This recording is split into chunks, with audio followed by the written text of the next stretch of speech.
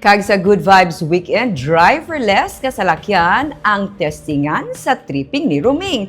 Kag Little Floor General sang Jr Mustangs MVP sa Intertown Competition. Oh my gulay.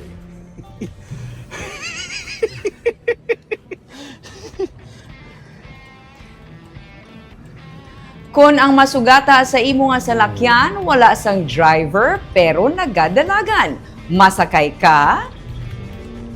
Ini ang testingan o kung gintestingan ni Ruming sa sininga episode sang Tripping ni Ruming.